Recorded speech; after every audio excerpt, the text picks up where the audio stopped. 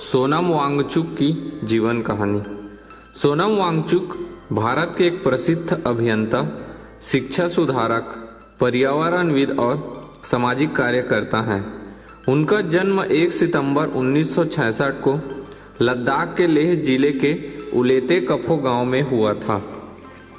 सोनम वांगचुक उन लोगों में से हैं जिन्होंने अपनी शिक्षा का इस्तेमाल केवल धन कमाने के लिए नहीं, बल्कि समाज की जमीनी समस्याओं को सुलझाने के लिए किया। प्रसिद्ध बॉलीवुड फिल्म 3 इडियट्स में आमिर खान का किरदार फुनसुक वांगडू सोनम वांगचुक के जीवन और उनके विचारों से ही प्रेरित था। पहला, शुरुआती जीवन और संघर्ष।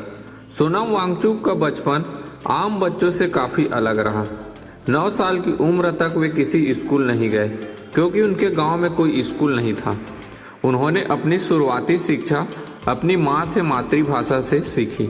जब वे दिल्ली और बाद में श्रीनगर पढ़ने आए तो भाषा की कठिनाई की वजह से उन्हें काफ़ी परेशानियों का सामना करना पड़ा। इन अनुभव ने उन्हें यह सिखाया कि शिक्षा हमेशा बच्चों की अपनी भाषा में और व्यवहारिक होनी चाहिए, न कि केवल रटने वाली। उन्होंने श्रीनगर की national institute of technology NIT से मैकेनिकल इंजीनियरिंग की पढ़ाई की। दूसरा, सिकमॉल की स्थापना और शिक्षा में क्रांति। इंजीनियरिंग पूरी करने के बाद वांगचुक ने देखा कि लद्दाख में 10वीं कक्षा में लगभग 95% बच्चे फेल हो रहे थे। इसका कारण यह नहीं था कि बच्चे कमज़ोर थे, बल्कि शिक्षा प्रणाली और भाषा उन पर थोपी गई।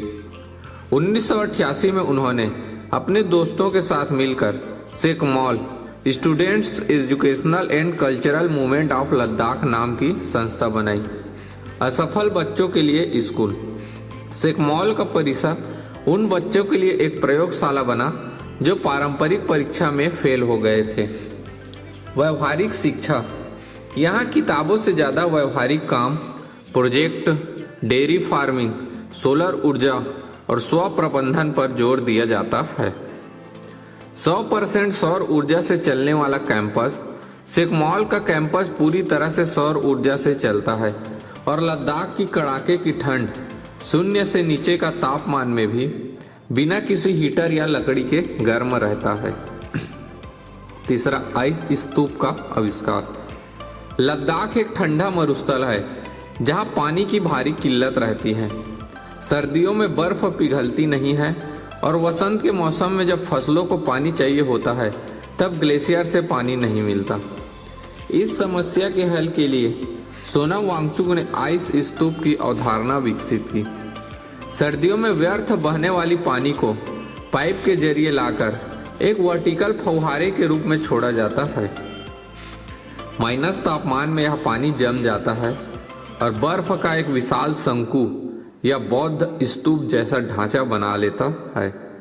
आकार ऐसा होने के कारण यह धूप में बहुत धीरे धीरे पिघलता है और मई जून के महीने में जब फसलों को पानी की सख्त ज़रूरत होती है, किसानों को पानी मुहैया कराता है। इस नवाचार के लिए उन्हें 2016 में प्रतिष्ठित रोलेक्स अवार्ड फॉर इंटरप्राइज से सम्मानित किया गया। चौथा, पुरस्कार और सम्मान। सोनम वांगचुक को उनके सुधारों और आविष्कारों के लिए देश विदेश में कई पुरस्कार मिले हैं। रमन मैग्सेसे पुरस्कार, इसे एशिया का नोबेल पुरस्कार माना जाता है। उन्हें समुदाय के विकास और शिक्षा में क्रांतिकारी बदलाव के लिए यह सम्मान मिला।